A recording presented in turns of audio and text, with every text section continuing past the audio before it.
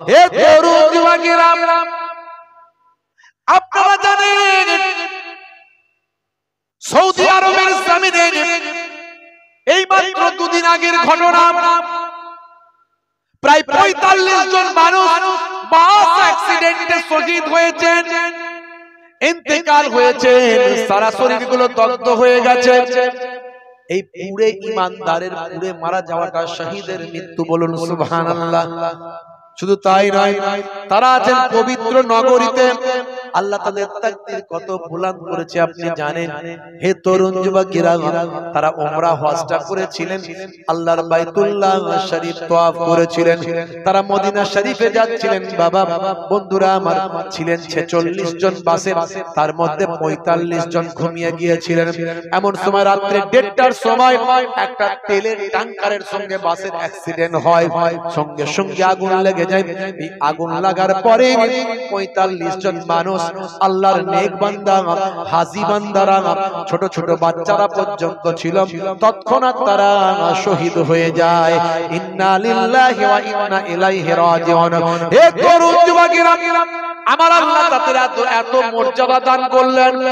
একে এক পবিত্র নগরীতে তারা আছেন, হারাম শরীফের মধ্যে তারা আছেন, তারা উমরা হজ সেই মাত্র পালন করেছেন। শুধু তাই নয়, যে বান্দা আল্লাহর কাবা শরীফ দেখলো, আমার আল্লাহ তার জীবনে জিন্দেগির গুনাহগুলো maaf করে দিল।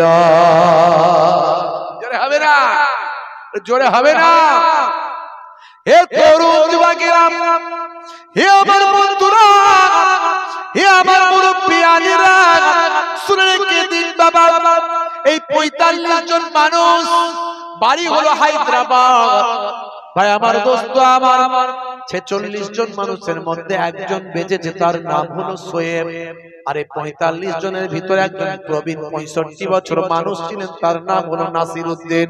এই নাসিরউদ্দিনের নাতি পোতা জামাই মেয়ে ছেলে বৌমা করে 18 জন একসঙ্গে গিয়েছিলেন। এই 18 জনের একজনও তারা হায়াতে নাই। হে তরুণ যুবকেরা, আমার আল্লাহ এর দ্বারা সারা পৃথিবীর মানুষকে মেসেজ দিচ্ছেন, এই পৃথিবীর মানুষ তোমরা মৃত্যুকে ভুলে যেও না। হে তরুণ যুবকেরা, কখন মৃত্যু আসবে কেউ জানে না। আমার আল্লাহ বলছেন, বান্দারে, হে দুনিয়ার মানুষ শোনো, ইজা আজালুহুম লা ইস্তাখিরুনা সাআতান ওয়া লা ইস্তাগদিমুন। মৃত্যুর যে সময় নির্ধারণ হয়েছে, সেই সময় এদিক ওদিক করা হবে না। বান্দা, তুমি মৃত্যুর হাত থেকে যেখানেই পালিয়ে যাও, তুমি লোহার গম্বুজের ভিতর ঢুকে যাও, সিন্ধুকের ভিতর ঢুকো, তুমি কেল্লায় গিয়ে আশ্রয় নাও, তুমি ভেলোর যাও, চেন্নাই যাও, তুমি মাদ্রাজ যাও, আইনামা তাকুনু ইউদরিকুমুল মাউত ওয়ালাউ কুনতুম ফি বুরুজিম মুশাইয়াদা। ওরে বান্দা, শুনে রেখে দাও, মৃত্যুর হাত থেকে বাঁচতে পারবে না। তবে এই মওতটা তাদের যেটা হয়েছে, এই মওতটা সত্যি তাদের তাকদীরকে বড় করে দিয়েছে। হে তরুণ যুবকেরা, শুনে রেখে দেন বাবা, আজকের নিউজে দেখলাম এই ৪৫ জনের কবর হবে জান্নাতুল বাকিতে। জোরে হবে না? জান্নাতুল বাকিতে মানে আমার নবীর পাশে তারা ঘুমিয়ে থাকবে। ভাবুন তো তাকদীর কত বড়। এই মৃত্যু, এই মৃত্যু তো কোনো দুঃখের মৃত্যু নয়, কষ্ট নাই। আছে বাবা, একে শহীদের মৃত্যু, পুড়ে যাওয়া শহীদ। পুড়ে গেলে, ইমানদার যদি পুড়ে মারা যায়, শহীদের দরজা পায়। একে শহীদের মওত, পবিত্র নগরীতে মওত, উমরা হজ করে মওত, আবার জান্নাতুল বাকি মানে 10,000 সাহাবী যেখানে ঘুমিয়ে আছেন, মা ফাতেমাতুজ জোহরা রাদিয়াল্লাহু তাআলা আনহা যেখানে আছেন, হযরত হাসান রাদিয়াল্লাহু, ইমাম হাসান রাদিয়াল্লাহু তাআলা আনহু যেখানে আছেন, হযরতে বায়ামার ওসমান জিন্নুরাইন হুজুর যেখানে আছেন, এরকম আরো অনেক অনেক সাহাবী নবীর আহলে বায়াত যেখানে ঘুমিয়ে আছেন। আল্লাহ এই ৪৫ জনের সৌভাগ্য এমন করলো যে জান্নাতুল বাকিতে এরাও ঘুমিয়ে থাকবে। দেখেছেন? এই মারা যাওয়া নিয়ে কত রকমের ইন্টারনেটে, সোশ্যাল মিডিয়ায় কত বাজে বাজে খবর, কত বাজে বাজে নিউজ। মানুষের মন মানসিকতা এত খারাপ জায়গায় চলে গেছে, চিন্তা করতে পারবে না। মানুষ মৃত্যুকে নিয়ে রাজনীতি করছে, বুঝতে পারছে? মানুষ মৃত্যুকে নিয়ে রাজনীতি করছে।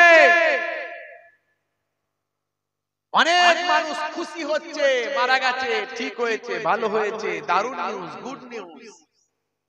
কেন ভাই এরকম কথা বলছো? না, আমাদের যখন কুম্ভ মেলাতে অনেকে মারা গিয়েছিল তখন নাকি অনেকে খুশি হয়েছিল। ইসলাম কি বলে? হিন্দু হোক আর খ্রিস্টান হোক, জৈন হোক আর বৌদ্ধ হোক, মানুষ মারা গেছে, তুমি তাকে শোক প্রকাশ করো, দুঃখ জ্ঞাপন করো, কারো মৃত্যুতে খুশি হয়েও না। যদি কুম্ভ মেলাতে মারা যাওয়ার পরে কোন মুসলমান খুশি হয়ে থাকে, সে চরম অন্যায় করেছে, সে অপরাধ, সে অপরাধ আছে। সে জানে না, তার জ্ঞান নাই যে কোন মৃত্যুতে কখনো আনন্দ প্রকাশ করা উচিত নয়। কারণ আজকে সে মারা গেছে, কালকে আমি মারা যাব। আজকে যে আনন্দ হচ্ছে তার ঘরের লোক মারা যেতে পারে। যেমন কুম্ভ মেলায় মারা যাওয়ার পরে কোন মুসলমান যদি আনন্দ করে থাকে, সে অন্যায় করেছে, সে অজ্ঞ, সে মূর্খ। তেমন মদিনা শরীফে যে হাজিরা হজ করতে গিয়ে মারা গেছে, এই মারা যাওয়াতে যারা আনন্দ প্রকাশ করেছেন বা করছেন, তারাও কিন্তু একই রকমের অজ্ঞ, মূর্খ। তারা জানে না যে এরকম ঘটনা যে কোনো মানুষের সঙ্গে ঘটতে পারে। ঠিক না ভুল বলেন? মানে একটা সমাজ, আজকে আমাদের সমাজ এত বাজে জায়গায় চলে গেছে, মানুষের মৃত্যুকেও মানুষ আর কিছু মনে করে না। এটাই হলো আমাদের পতনের কারণ। একটা সমাজ যে ধ্বংসের দিকে চলে গেছে তার বড় প্রমাণ এটা।